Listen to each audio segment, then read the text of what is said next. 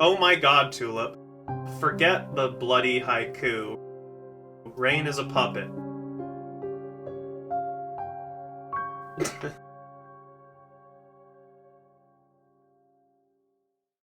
Willow and Gus are just there. And then the couple of times that Willow gets any sort of development in season 2 and 3, it's always tied to Hunter.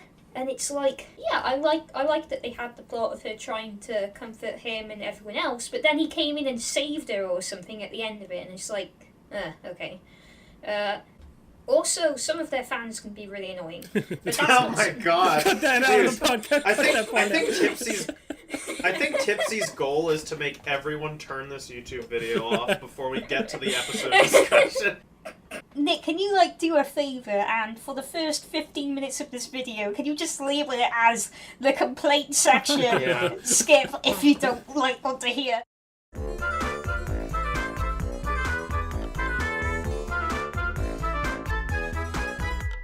Right, good afternoon everyone, welcome to the Our House podcast, and today we have just watched the episode For the Future. The episode came out 1 week ago and actually leaked 2 weeks ago. And one thing I was quite surprised about was how little I was spoiled on following the leak. Whereas usually I have to block nearly everyone on my followers list every time an Our House episode comes out so that I can watch it with the 8-timers. So I guess the reason that must be is because well, as we just discussed, there wasn't really anything that clickbaity which happened this episode. There was one thing, the ending thing, and I'm surprised I never ran into that. I was surprised at the tone of the whole thing. It was really goofy, which is fine. I don't know. What I said immediately, and what I kind of still stand by, is that I say this every single gosh darn podcast, but it was really similar to the same exact second part of the finale that Gravity Falls did. Yeah, that's a good point. The fact that it's the second part of 3. You literally say that every podcast. But it's always correct. I know, it's so annoying because it is like the Rearmageddon Part 2, the one in Mabel's Dreamland. There's nothing wrong with that. There's usually nothing wrong with that, especially since the character dynamics and emotional states in this are very different from what was going on in Gravity Falls. But just creatively, it feels like I've seen this kind of thing before, and I wish it could have been a bit different, but that's Every time you talk about this, I'm like, wow, that's crazy. I never watched it. I will say. Well, that now, Chan, now you'll watch it and you'll be like, wow, this is like the Owl House. Yeah, this copied the Owl House. The entire special did seem to borrow or at least learn a lot from other cartoons that have come out. There was the Gravity Falls stuff, the whole Star Versus vibe that I mentioned, which is just the same thing as the Gravity Falls stuff. The She-Ra thing with Riddle on Beast Island, and the whole anime-esque scenes that we got here and there. Yeah, So this was a Willow episode. Who expected that? You think? I don't know, I feel like I have a cold butt for a heart, as Finn put it, but I still am just I felt a little bit of I felt a tiny bit of emotion in my core when she was like, I miss my dad's, and she started crying. I was like, oh, but I'm still just ugh. This is nitpicky, but Chan, what you just said, that emotional climax for her, I wanted a Studio Ghibli crying from her. I wanted really well animated, crazy, realistic weeping from her, because it seemed like that's what we should have gotten, but she just said she misses her dad's and has 3 tears. Something that frustrates me, and this is all speculation, is that I like all the ideas they have for the characters, but I'm wondering were these their long-term goals, but since they had literally one more special to do it, they had to just do it in hyper speed, and so it kind of just felt, I think, to be honest, with regards to Widow, I'm pretty sure they just realised, shit, she's a non-character. We need to do something with her to make her more likeable before the series ends. And thus, we got this episode. We got the whole back and forth of, I'm just half a witch Widow, and then, you know my thoughts on Widow. Half a witch Widow, then Widow, acting like she's had all this character development, and now she's obviously gone backwards a bit. I'm not super strong like I said I was, which is fine, which is a solid arc and one of the best Widow stories we've had so far. But I think they could have. I think there was a lot happening in this episode. It still doesn't make her a strong character. Like, not by a long shot. It's still just more like show don't tell for me when she's just like about to cry that she's like, no, have to keep it down, have to keep it together for my friends. I'm like, can you please? Like, oh my god. I kind of just felt like we were done with this for her. Like, I thought whatever previous episode that was about her, like, I thought that concluded this whole half a witch thing, but I mean, it didn't. And I guess realistically, it wouldn't have either. Like, this is a stronger conclusion to that. But it does just seem like we've done this with her a lot. But I mean, you know, when she loses control of her powers and all that stuff was really visually cool. So it was pretty worth it. But I don't know. They could have done something else. I wanted to see her annihilate Basha. I know you I said. so thought that was going to happen. You said kill her when Basha was making fun of her there, and I was like, well, dude, if they did that, I would have seen that spoiled. I think if they did do that, but I mean, I wish frame was horrifying. Basha was just like, "Oh, Willow, you're so dumb," and Willow's glasses are just completely like lots of anime glasses in this episode. Widow went into murder mode. Like, she was about to do, like, an Owl House circle and just, like, summon a fucking knife through her chest. Like, imagine if Widow, like, we had a lot of Angry Hunter this episode, which is valid, but imagine if we got Angry Widow episode. How fucking cool would that have been? Like, she can't hold it in, so she just gets really aggressive, which is something that she's never been. And then they have to calm her down so that she doesn't just kill the student president, and that would have been a more fun episode, I think. But I did like that they tried to add some character to Widow, and I always like what they do with Gus. I really like Gus. I don't know how to describe it, but he's a good friend character, and he's not annoying, and I understand him somehow. I like him way more than I did in season 1. But Widow, I just never like Widow more in any episode. There's been no episode since her first appearance that has made her more interesting. I think that's really that's unfortunate. That's the thing is, like, season 1, just from what I remember, which isn't much because it was a while ago, like, Willow and Gus didn't get too much development. I mean, they each had maybe 1 or 2 episodes kind of about them. But then Gus had, like, a few illusion-based episodes in season 2, and those 2 episodes were enough for us to like get him and to like complete him. So like ever since he's just been him, and like we've liked him. And then Willow, they just kind of keep doing the same thing over and over again, like several times with her. It's just kind of weird. Yeah, and you know my thoughts on Hunter as well, or at least what my thoughts on Hunter have been. So Willow, the character with the least development on the show, and what development scene she has being tied to Hunter, the most annoying character on the show. We disagree. I think we disagree. I like Hunter, actually. I've really grown on Hunter since the middle of season 2. Like, I really couldn't stand him to begin with, but he is a development sponge. Like, he gets all the best scenes in this episode, and that's good, and it's nice to have a character like that. But, like, Widow and Gus are just there. Amity is just sort of there, and then, like, the couple of times that Widow gets any sort of development in season 2 and 3, it's always tied to Hunter, and it's like, yeah, I like that they had the plot of her trying to comfort him and everyone else, but then he came in and saved her or something at the end of it, and it's like, okay. Also, some of their fans can be really annoying. But that's oh my god. Cut that out of the podcast. I think Tipsy's goal is to make everyone turn this YouTube video off before we get to the episode discussion. I think the weirdest part about Willow's arc in this episode was like the first part when Camila was talking to her and just told her the solution to her problems, and she was just ignored it. Yeah. And continued to have the problems anyway. I don't know. Oh, but that's the thing. You kind of resist that. You don't go, oh yeah, that's what people say when they always bottle things up. They don't go, actually, I'm feeling like total dog shit. They go, no, I'm fine. I can keep on being strong. But that's else. why It's that's slow exactly realization. why what Tipsy was just talking about, or Chan was, whatever, that scene where she was looking at the pictures and was like, hold it in. Like, she didn't need to say that. Like, we get it. She doesn't have to say that. And it sucks because, like, her, like, for me, in my life, like, I definitely struggle with the, like, let's help everyone else, but then when it's me, I'm, like, really cruel to myself, and I'm like, this should, like, hit close to home, and I should be, like, bawling my eyes out, but I'm just like, ugh. You know, it's, like, a little annoying, but, what about the other things? Well, other than I her? wanted to just Chan a little while ago was saying he wonders if they had to rush some of the storytelling and stuff. And I was thinking about when Kikimora showed up in this episode. I was like, well, I'm really glad this is a special, because if this was like 7 episodes, this would probably not be good.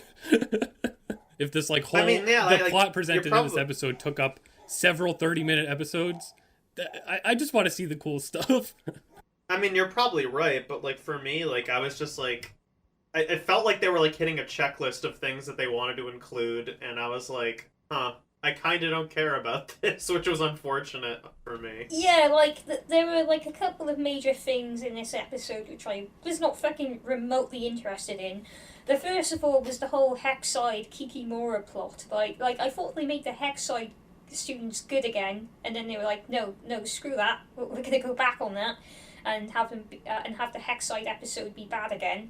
Yeah, like, I like the concept of Hexside being, like, a safe haven from the Collector, and they have, like a mini Boiling Isles in there, but it was just kind of played off as, like, a joke. I think that could have just been a quick thing.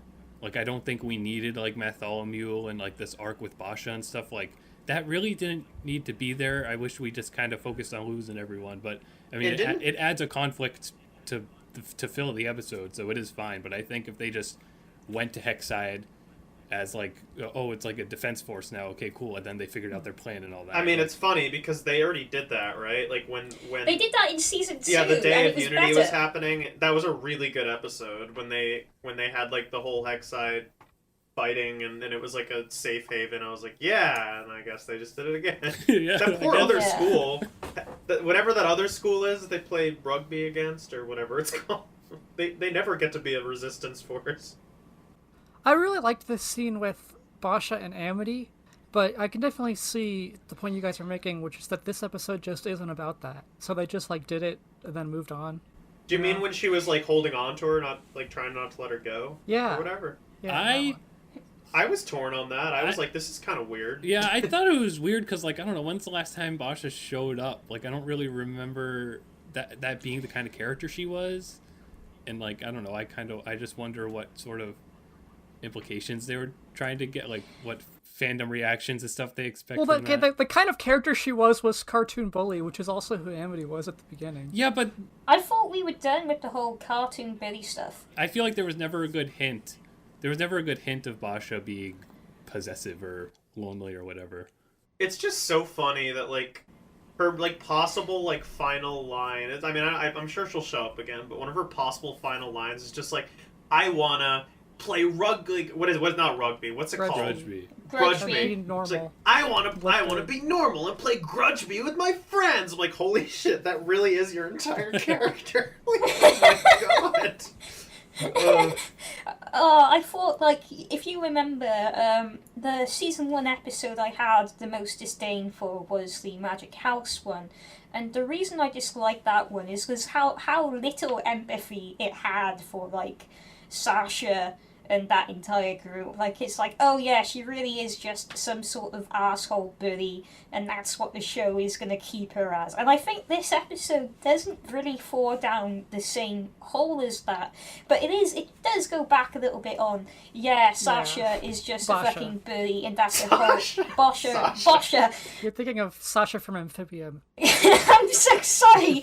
I love Sasha. I really love Sasha from Amphibia, by the way. She's my favourite character in Amphibia, and she's the one of the best girl boss characters ever. But Basha is unfortunately no Sasha. So yeah, I think they could have done better with her in this episode, and it would have been more interesting if they did. You know what frustrates me is like I almost was like, oh, okay, I like this, when she was like, no, I let you go when like you stopped hanging out with us. I let you go when you did this, and I was like, oh, this is interesting. She's like acknowledging that Amity went through this like character change, and it like really did shake up their friend group and stuff. But it was just like, it was kind of nothing. But I was like, ooh, this could be cool. So I'm a little disappointed because it was just... yeah, like if there was an episode about that, then they could have given everyone involved more time and more development. Because I like the idea of like, you know, like when there's like, you know, there's a bully group, and then one of the bullies is like, oh, maybe I'm bad, and they go join the main cast, and then it's like the old bullies just kind of disappear into the background. I like the idea of like acknowledging that like they aren't part of each other's lives anymore, and that's actually weird and different for the old characters. I like and all that. that. I like that you said that from a bully's perspective. Like, if the bully said they're going to be bad, that means they're going to be good. Because you said I'm going to be bad and join the good guys. Yeah, exactly. You know, in the simplest terms I could express it. Okay, so enough about Basha. I don't know. Anything else to complain about? Is that when we started this? I know, I feel so bad. I was, like, when we started, I was like, I don't want this to be, like, a huge negative, like, spewing session, but, like, I want to be honest. Nick, can you, like, do a favour, and for the first 15 minutes of this video, can you just label it as the complaint section? Yeah. Skip if you don't, like, want to hear. Okay, hold on. There's something I just want to say out loud on the podcast, that I was wrong in the last episode about thinking that Marilyn and Evelyn are the same person. They are not. We didn't learn anything about that in this episode, though. Oh, I'm so sorry. You were so excited about your theory. Wasn't Marilyn, like, Marilyn the is Ida. ancestor? Evelyn is the ancestor. Oh, okay. Well, Oh, okay. You see how maybe I got that's that not a confused? coincidence. Maybe that's not a coincidence. I got no maybe idea what we're that's talking why about. they called them Evelyn. Because they wanted to make that connection. Anyway, I've forgotten all about that part of the story. However, let's talk about Ida for a moment. Yeah. So, there was a scene at the start of the episode where she became in her owl beast form whilst trying to protect King, right? And where Lilith and Hootie both got turned into puppets. No, Lilith didn't. Just Hootie. Lilith just got teleported. No, Lilith got turned, right? I'm pretty sure Lilith got turned into a puppet at the beginning. Yeah, and they then, both got turned into puppets. And then later on, they just kind of casually mentioned, like, yeah, and I convinced the Collector to turn you back, which was kind of weird. Wait, he did? they? I was barely paying attention for the first minute because I was really confused on how we were watching the video, like, through Discord. So. Nope, they both do. They both do. What? Wait, Tulip was the hater. Okay, I'm Tulip's the one hater. who's Well, then right. Tulip, you're wrong. Yeah, they were both puppetized. They were puppetized and then they disappeared. But yeah, so Ida turned into an owl beast, and then the next time we see her, Lilith has gotten her back to normal. What's going on there? Because I thought she made a pact with the owl beast, and that it was leaving her alone. You know, that does ring a bell. That's all I can say. Well, I remember. Don't you remember that amazing, like, Hootie episode? Yeah, I don't know. Maybe it's just, tough times. Sometimes you can't keep your word even if you want to. I mean, it could have just been more like she was at peace with it, rather than like a literal, like, we are pals now. It's just more like, this is part of me, I guess. I don't know. I mean, I know what you're saying, though. Maybe it can't help taking over her. Maybe it just can't I mean, help itself. it's extreme, like, maybe in, like, extreme emotional cases, and she doesn't have exactly. She doesn't have her Sunny D, so... Yeah. Sunny D. Yeah. God, it's been so long since I drank Sunny D. Me I used to too. do it everywhere. My mouth, like, shriveled just thinking about it. I didn't... Oh.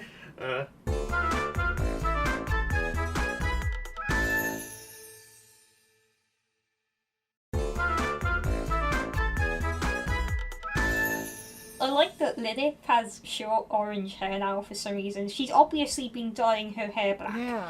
And Yeah, that's they cute. decided to cut it off for some reason. We saw that in the end credits, which Disney very unfortunately made super small. I guess that the Collector didn't really care that King was lying to him about Ida.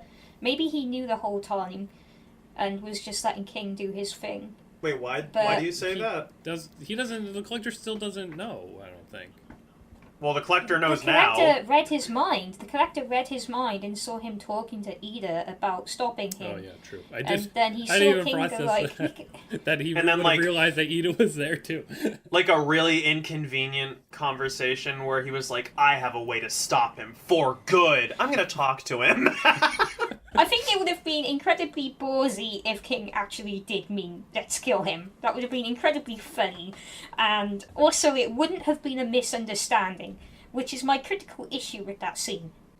Why? Yeah, it's just like... Why is Bello still here? Like, what is happening I with mean, him right now? I mean, if Bellos needs a host and he gets, like, a Collector as a host, that's, like, ultimate power, right? Is that not his endgame? Yeah, but, like, who cares anymore? Bellows got one shot by the Collector. He got his ass kicked in the finale. He got his ass kicked in episode 1. He's like the Lich. He's like the Lich, but more annoying. I mean, I think, like... Is that his endgame to put, like... What did he need the Collector for, still? I don't really...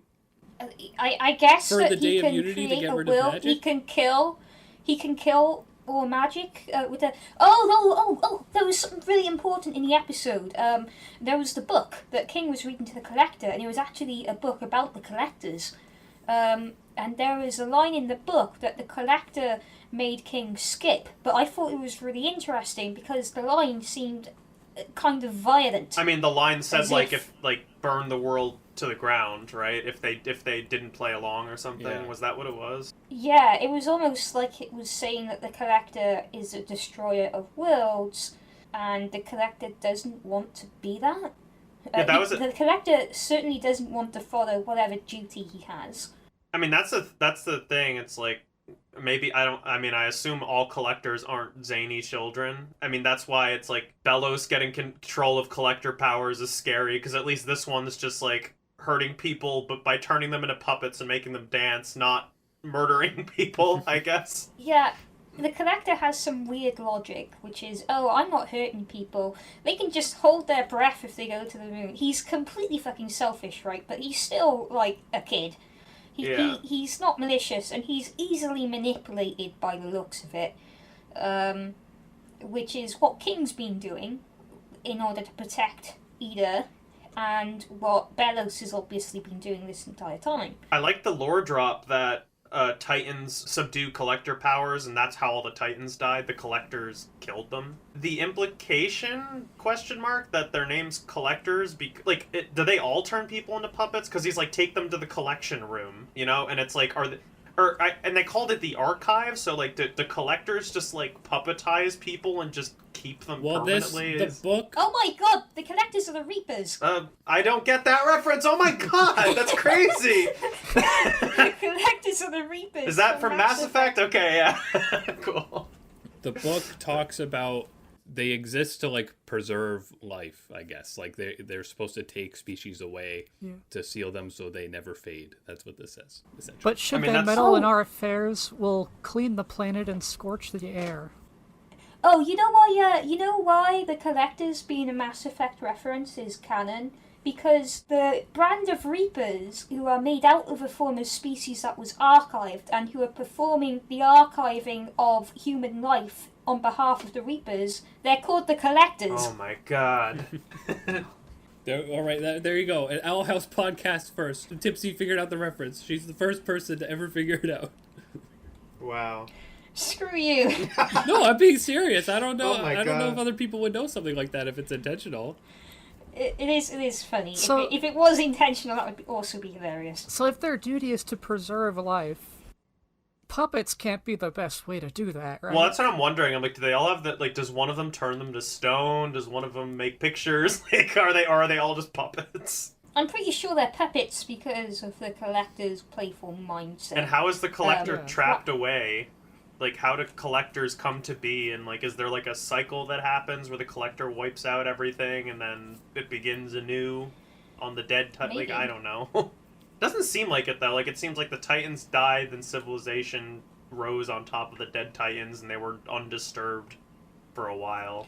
But I guess Maybe the Titans got collected. Well, No, they just their- died. their bodies are They still just there, died. so Okay, fair enough. They're all Well, dead. now it Sorry, all makes King. sense why those Titan Hunter people worship them too. True. that is that's a really cool connection, actually.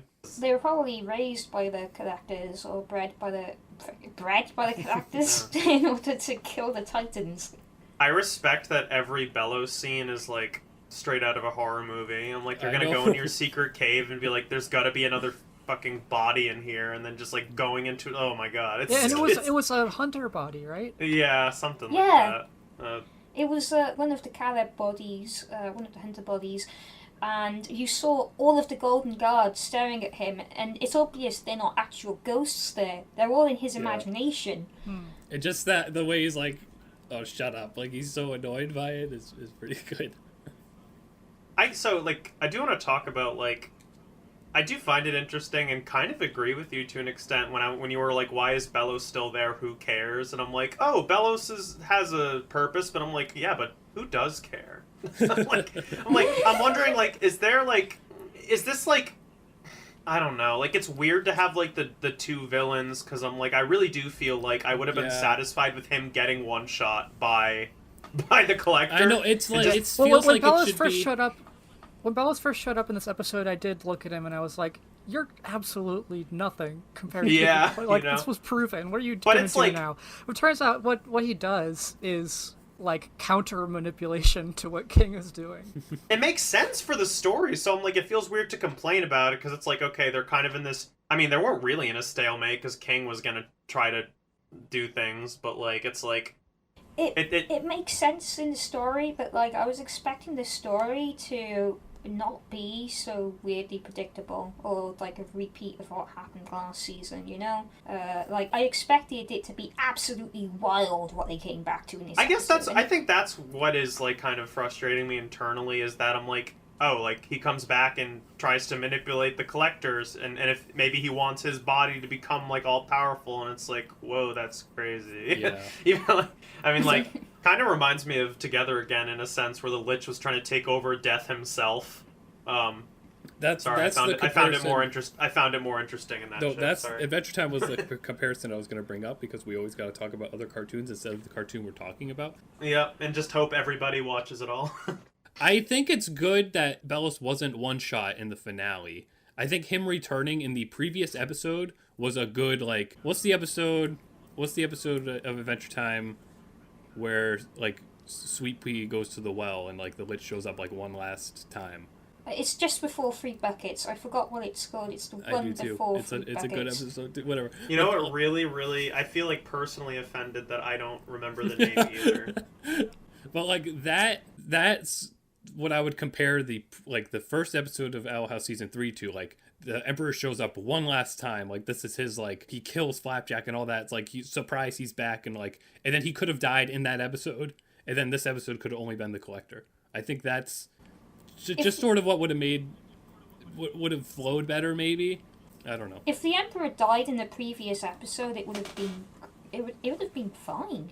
Like that would have been a perfect stopping it point for him, seems like- actually, because like the part of the Emperor that we care about the most is ultimately his collection to Caleb, right? So Yeah, because the collector has been built up so much, and I think it's rude of me to say because it's probably just my own expectations, but I thought he would be cooler in this episode, and it's like he's not really, and also the main villain isn't even him still, it's still Bellows.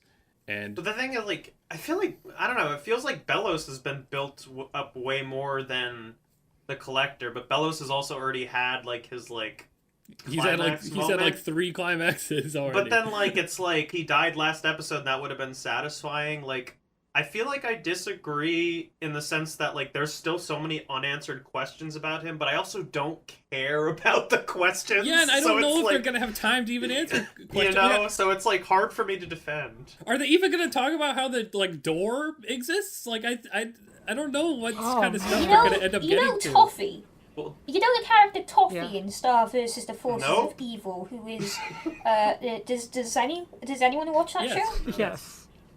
Okay, great. You two watched the show, so you know Toffee and how he's like seen as universally the best villain, and you don't find out his backstory until like a season after he's already been killed. Yes. But he's mentioned even in the finale, right? Toffee, and I think they could easily do something like that with Belos, where you can find out more about him after he's dead. You know, I mean, they even have Like- they have Hunter to deliver that story if they want to. yeah, maybe Hunter can find the Golden Guard crypt or something, and maybe he learns more about Caleb. You know, maybe there's something left behind by Caleb that helps them in their little final battle. And we find out more about Evelyn. We don't need Belos to be there, and I think they don't believe that the Collector can stand alone as a villain, even though we clearly saw at the end of season 2 that whilst Belos has had a lot more build up, the Collector is definitely able to stand by himself as a villain if they put the work in. But it's Yeah, like- but would that be worth losing? You know, the creepy zombie scene and Collector. Exactly. Yeah. Belos gooping into Rain's puppet. You know. Yeah. I just I want to know why he wanted him so bad. Other than is it really just oh, I want the most powerful body there is? Did I just make that up? Because I mean, I guess that's my only guess, right? Yeah, we don't know. We don't know that. And if they And I just see where never you're coming from, and mention I had that same thought myself, like I mentioned earlier about why is Belos still here? But yeah, my point right now is you gotta hand it to him. Every scene he's in is cool. Yes. Yeah. Yeah. When his hand fucking melts into the flesh peels off, that was so good. Yeah, they It's showed so a dagger gross. with It's blood so on it, cool. and I'm like, Yeah, are they allowed that's to do that? I was gonna bring that up. I think that's just kind of something that was probably explained in those pictures that you can barely see in the Emperor's Brain episode. Oh yeah. But I want to know what's up with that, because there is a painting in that There's where explicitly a he's knife gonna kill painting. somebody. Yeah. There's I would like a clear explanation of that. I think the reason I think he wants the Collector's body is because when he first went into his realm while he was sleeping, it looked like he was reaching towards him and about to get him, and then he had to think on his toes. He was like, "Oh, I am here to warn you," you know. So Yeah. it's that's probably what he But wanted. what was he gonna do? I don't can he know. just- Maybe. I'm pretty sure he was going to try to possess. Yeah, I the was gonna Collector. say, I'm we- pretty sure it's With that, I unambiguous just in feel that regard. if he just did that as he is, it wouldn't work. He's so weak compared to him. Yeah, it'd be. Well, that's what happened. It didn't work. But he Well, it didn't didn't even work get to 'cause he got try because he caught, woke though. up. Well, yeah, I think the issue is that the Collector is omniscient enough to always catch him in the act. But if the Collector is off his guard and lowers his guard around Belos, then... but I really feel for Rain, because they've been 14 layers of possessed in the past Yeah, 2 seasons. I think I did right? see a meme about that before seeing this episode. I did as well. I saw that before I watched this episode, so I already knew that Belos was going to possess Rain somehow. Well, I thought it was just Which is about the annoying. puppet thing, and then Belos took over him, and I was like, "Oh, really? Again?" But I mean, that's all fine. I think that maybe it just could have helped to have Rain's real self show a little bit in this episode, rather than have them be possessed the entire time. Even if they fought through the possession very briefly or something like that. But whatever. There's so much going on in the episode. Yeah, we saw a scene with Rain just staring at Ida at the very beginning of the episode. Rain is so in love with Ida. And I feel bad for Rain because I think they need a bit more character. I don't think so. I think Rain's fine. I like as a- Rain. I think I just said, I think I just missed Rain in this episode. I wish there was a actual Yeah, living Rain I love moment. Rain. I want more Rain, and I want Rain to become an even better character But Ida than likes they to are. visit them. Maybe next Yeah, season. exactly. Yeah. Maybe next season!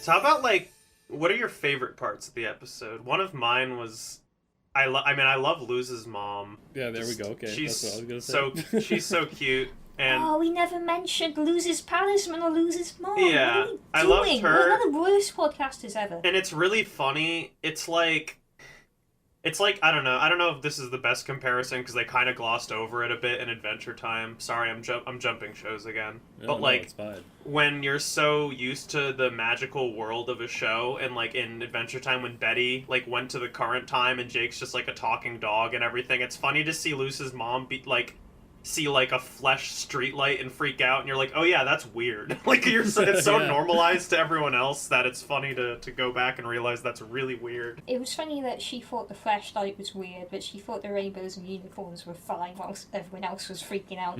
Oh yeah. But yeah, I think the big emotional moment of Luz's mom talking to her there, like before the Palisman hatched and all that, like that was peak fiction. That was my favorite scene too. Yeah. They're always really good with their emotional bits. But then this one was just like a continuation of my favorite aspect of the previous episode of like giving Camilla her own backstory and all that. And like the fact that they went further with that in this episode kind of surprised me, and I love what they did with it. And her like her just admitting that trying to send Luce to that camp was just like a mistake because like I love that idea. Yeah. And acknowledging that. Yes, very unrealistic. Like, I know, but I'm like, really, God, I wish I really had me a beautiful. parent like that. Very, very beautiful. The show has a lot of empathy for Camila as a single Latin American mother who is neurodivergent and has to look after her neurodivergent daughter.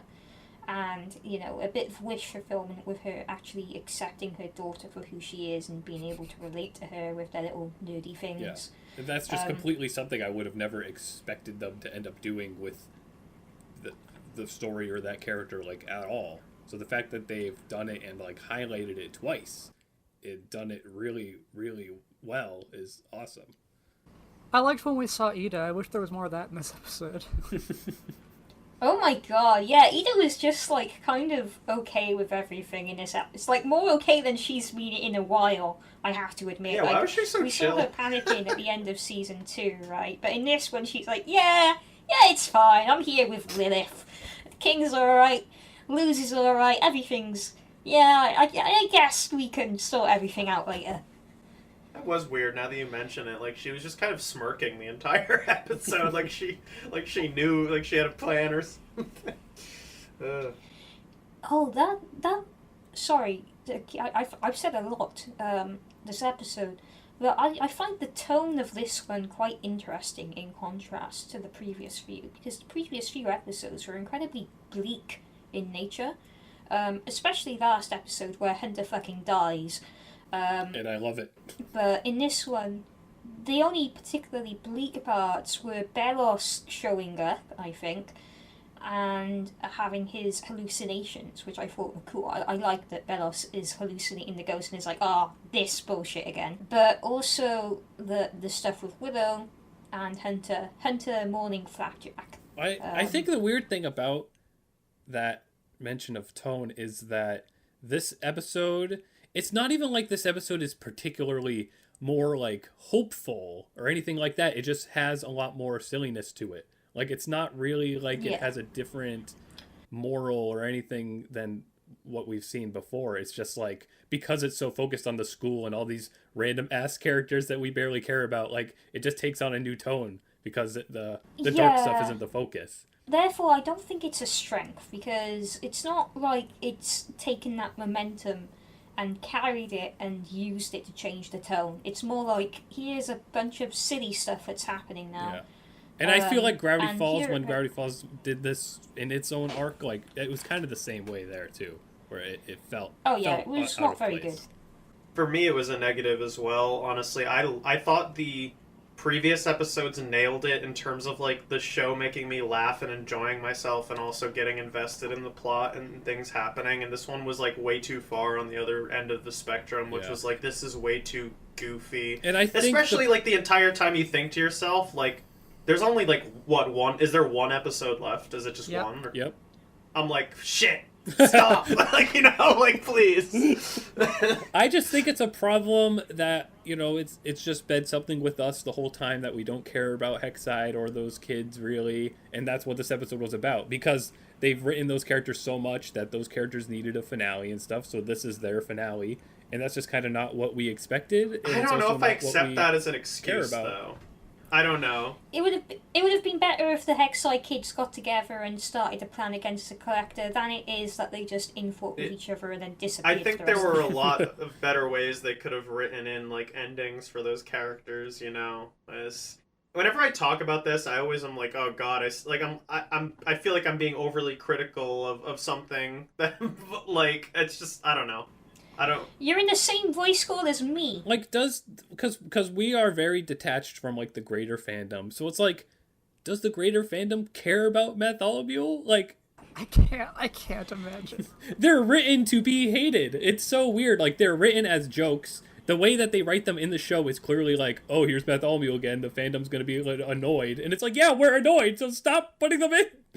Do you think like when they reveal his name is Matt, like they like squeal and say, "Oh my God, my son," and then draw him like in fetal position in space?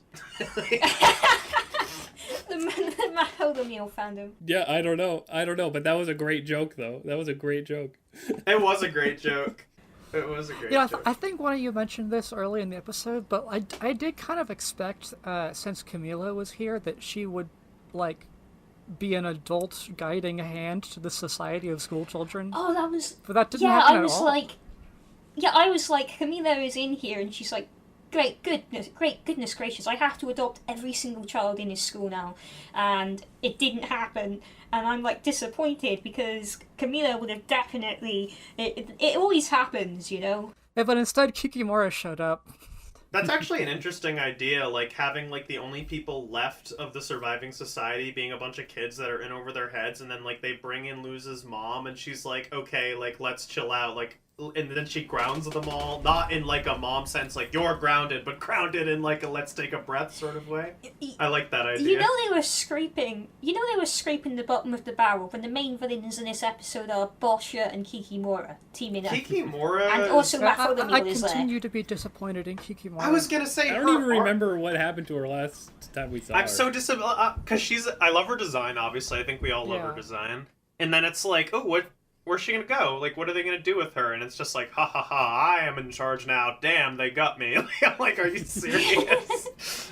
Last time we saw Kikimora, she was betrayed by Belos, and then she betrayed him, if I recall. And anyway, she betrayed Belos, and that was the last we saw of her. And I thought that was an interesting end for her. And I'd have been fine if that was the last time we ever saw Kikimora, but apparently not.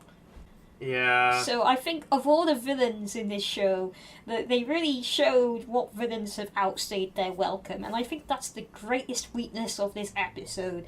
Like, we don't think the Collector is interesting enough to support this episode by himself, so we're just going to have a bunch of side characters. Thanks. Hey, speaking of side characters, we saw Amity's siblings again, and it's always nice to see them. Yeah, I agree. I love the line. One of my favorite lines was like, and he fell down into an empty well. He was like, it wasn't empty, there were rocks in it. Like, oh, wow. That's a good line. And then he like breaks out of his full body cast to hug her. Like, oh my god. They're cute. I don't like. Part of me likes the like farcical aspect of like Kikimora suddenly showing up and also being an additional villain. I think it's just her character that I'm kind of lost in because I don't remember what was happening, and like there's just so much. There's too much in the episode that feels disconnected. I think like Kikimora feels like that's something that's disconnected from what's happening. Her showing up as another roadblock, like that seems fine for me because this is still the pre-finale episode. Like if they wanted to have her show up one last time, it makes sense to have her show up one last time and be a villain again. It's just that the other two villains that also still are alive are way cooler, and there's like 90 plots going on, so it just seems a bit too much. I think you're right. What if they connected them together, and instead of it being Kikimora, Boscha fighting the main characters, whilst also there's this plot going on with the King and the Collector, what if they were all like, just under threat by the same Why threat? isn't Kikimora working for the Collector? Why did they have Amity's mom do that? Yeah, that's weird. That's just like a weird joke. I think it's just like a weird joke on Amity's mom's character to show like she's a like asshole, but it's like I don't know, plot wise, if that was actually Kikimora, it would make more think, sense. Yeah, if Kikimora was the final servant. Yeah, Kikimora could have filled the exact same role where I keep wanting to say Bellows and saying the Collector instead. Bellows just says no to her. What if Kikimora's hair was the Lich Hand, and then the Lich became There we go. the See, that's Collector? what I And then, Lich Hand. and then the The crews Lich comes back announced one that they were more doing a collab where the Lich Hand's multiverse extends into every cartoon that's ever wanted. existed. And then all the Owl House fans who have never watched any other cartoon are like, what hand? Yeah. What are you talking about? They're like, you watch the show, you see a hand in the show, it's the Lich. So should we talk about Luz's Palisman? Ooh, I don't know what a snake shifter snake is, shifter. but it's pretty self-explanatory. I wonder if everyone else who watched this episode also was like us, who are like, oh, it's an orb. Yeah. Like I didn't understand that it was still not hatched at that point. It was but still also, an egg. I think the subversion of it, like just potentially being an actual like staff, would have been kind of cool. But I know, I mean, actually was thinking that. I was whatever. like, she just has a normal magic staff? Interesting. It's kind of an off-putting subversion because everything else in the show has been about it being an animal. So I think it would ultimately be off-putting, but I think it would have been cool to just have a orb. But whatever, it's stupid. It's stupid. It's not real. I like what they went with. I like what they went with also. What do you think the snake shifter represents for Luz's character? It represents that she's dynamic and ever-changing and constantly evolving. Though, for a second, I thought it was a bat, and you might have heard me go, we were right! They were right! Because everyone theorised that it would become a bat to Amity's cat, which is kind of like some bubbly nonsense going on, the bat and the cat, but that's what we thought it was going to be, and it was a bat for like the very instant that it hatched, and I think that might have been a reference to that. When it was an orb, part of my brain was like, oh, is it an armadillo rolled up? So we've never heard of a snake shifter before, right? Like, I don't think so. I think it's just kind of, I don't know, like A an pun. example of It's a her pun. of her creativity, sort of too. Like she gets an OC animal staff. I don't think it necessarily has to be a real species. true. but That's very fitting. That's very good. Maybe it's a real species. I don't know, but that's not what I was thinking. I was See, thinking what it's I like thought- an OC. What I was thinking when we were presented with the idea of a snake-like creature that can shapeshift is like the basilisks, which are in Yeah. this show, and they're not Yeah. animals; they're people. Yeah, yeah. It's a little strange of like creatively for both sorts of concepts to exist, but I think. But I like it. It looks like Dratini. Yeah. It's cute. I like the idea that it represents her creativity more than like, I don't know, like Tipsy, what you said of her like changing and being dynamic. Like I don't like her character. I feel like she's always stuck to her morals despite everybody trying to change that. And it's like, Yeah, but we saw Amity earlier in the episode says she doesn't know what she's going to be when she grows up. She only knows that she wants to make that path for herself. And I think Oh, yeah. that I think that the snake shifter is an answer to that. It's also quite creative, isn't it? It's a very Luz thing. Like, Luz would be like, yes, this is me as a witch, and this is my witch's familiar. It's a snake shifter. It can turn to any kind of animal, and it's very adorable, and you can cuddle it, and it loves smooches. I know, it's perfect. It's her OC. It's a Mary Sue. It's perfect for her. and like, even her like the way she can like get a passionate interest in something and then like move on to the next thing. Like we're like the glyph, she just get like she really focuses, gets really good at them, and is really creative. Then she can move on to another thing, and her energy is just bouncing all over the place. I like the idea of like this ever changing energy kind of that. So that they did a good job. Well done. I like it. How do you think it's gonna end? I mean, they win. I guess. I guess. I don't really know what sort of like. There's a lot of lore that's missing still, and it kind of concerns me if they're gonna get to that stuff or not. But I guess the characters are what's important. But then again, it's like, I don't know, is anybody gonna die? Like nothing really surprising is gonna happen. I feel like they maybe it could still be pointed- great. It doesn't have to be a big surprise. Like obviously, I'm just saying I don't have any specific prediction because I could just see it being a good fun finale with some action and stuff. They I need pointed to- Ida and Camila to talk to each other for more than like 1 scene. 5 seconds. More than yeah. 2 seconds before the credits roll. Yeah. I mean, how do you think the king and collector thing is going to resolve? Because he does, like, he's like, I get how he feels. Do you think the collector is going to end up being, like, a good guy in the end? Like, one final sacrifice, break the cycle sort of thing, or what? he's not gonna sacrifice himself. He's probably gonna escape somehow. He's probably just gonna leave, like, up and pack his You bags think and though? go. Like- He's just What? gonna go to another Yeah, I Disney think show. so. What was the thing at the beginning that Luz saw in the mirror world? Good Oh, there was a point. guy in the mirror world. Oh, it's gonna be him, isn't it? He's gonna somehow What? be Who the was that? collector Hang on, let me master look at or that something. again. I think I was like adjusting my mic volume, and she was like, "I thought I saw something," and I was like, "Shit, I missed it." Sorry, I know what you're talking about, but I didn't see it. Yeah, I don't know. I got okay. Yeah, hopefully that's something that comes up. I'm sure. So it's just a mystery character. It was a golden guy with wings. Also, special shout out to the Principal Bump statue. Yeah. Where they That was just good. made him on a skateboard. Something I like too creatively here. I mean, we kind of said it already, but I like the idea that the collector bringing such like glittery goofiness and like brightness to this world is what's evil. Like it's the exact opposite of what we're used to of everything being horrifying. Oh and yeah, I making love that everything idea too. Goofy is what's Yeah. evil. Camilla said like, "Oh, what the little cherub is the villain, even though like everything is a demon." Like I Yeah. like that idea. That was cute. Okay, episode ratings. Oh, Shit. I forgot that we do that. I give it a 7. What did I give the other one? I feel like a 7's too low. We gave it a really high score. Weren't we supposed to do a haiku at the beginning? Oh, forget the bloody haiku for the moment. We gave the Oh my last God. episode a We very just do high editing. We score. record. We put the haiku at the beginning after we record. Tipsy, did you know "forget the bloody haiku" is 7 syllables?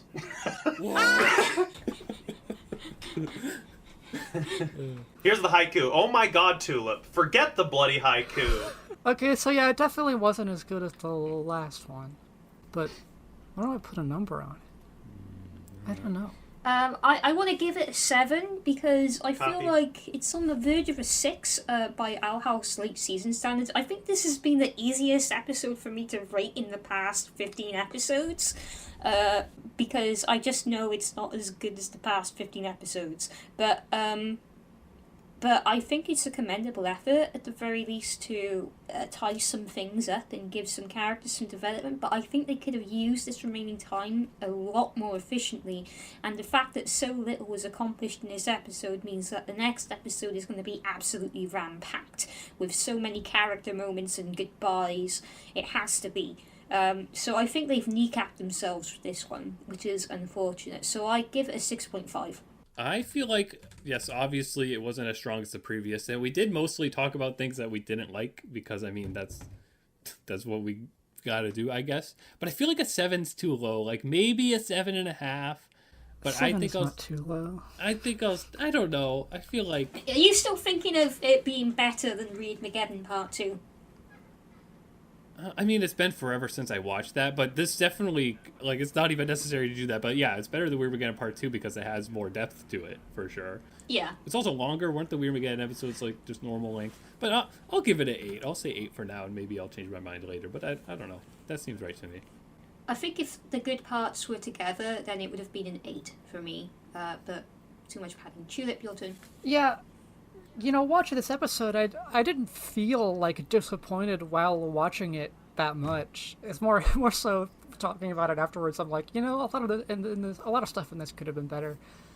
I'm tempted to give a 7, but I also feel like I've been way too generous with a lot of my scores throughout this whole podcast. So I'm gonna go ahead and give this one a 6.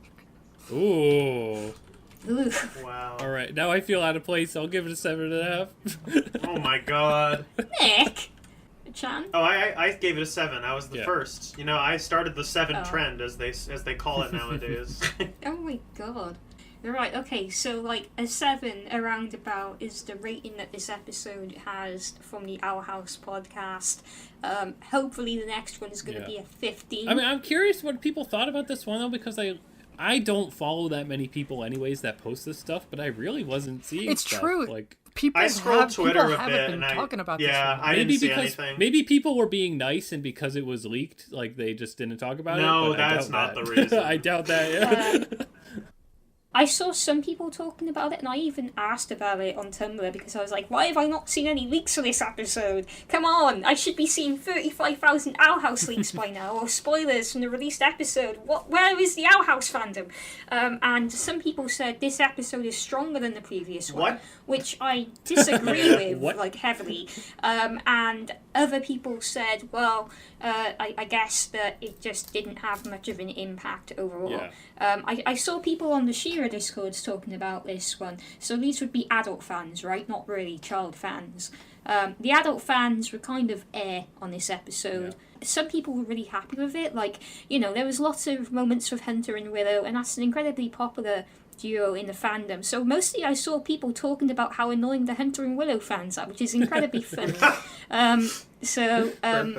So yeah, I think it's got a mixed reception overall. It's made some people happy, but I don't think anyone is jumping over the moon for it. Yeah. I've got I my just- haiku ready now. Okay, hang on, let Nick. Yeah, you go first. I think it's just not as strong as the last one, and like there's nothing from our perspective anyways that is too super stellar about it, or even like super spoiler worthy. So like it's not like it's awful. Like there has been worse episodes in the show for sure. Like I feel like we Easy. mostly just talked about things that we didn't like, but it's still, we only talked that way because it's the second to last episode and we wanted it to be way stronger, but instead it kind of focused on stuff that we usually don't care about in the show. Yeah, did you? Yeah, do you if And it was you- like it's a necessary evil that they had to cover that stuff and those characters, but we just personally No, it's wouldn't not. don't want that. It's not necessary at all. They could just have Do you- like one screenshot of them, like they did the whole trio in Shira. Like, Do you but remember these that characters are guard not here now. who took off his helmet and he kind of looked like Bartholomew? Yeah. Oh. Steve, wasn't that Steve? It was Steve, I Yeah. think, yeah. Like, that's good. That's nothing. That's just a coincidence. Because, like, this episode was like, Bartholomew was in this one. Like, as a major player, kind of. And there was nothing about that, so I think that was nothing. You know what's depressing? I found the Owl House. Remember the montage they did with like Luz like coming out to her mom and stuff? I found that all more satisfying than the entire arcs we got this episode. Like, You're just not like- wrong, because I was in the midst of rewatching the episode, and that was really good storytelling, that montage. if they want to get all those things out, just do another montage. Like, okay. So my haiku is, oh my god, Tulip, forget the bloody haiku. Rain is a puppet. That might be my favorite one I've ever done.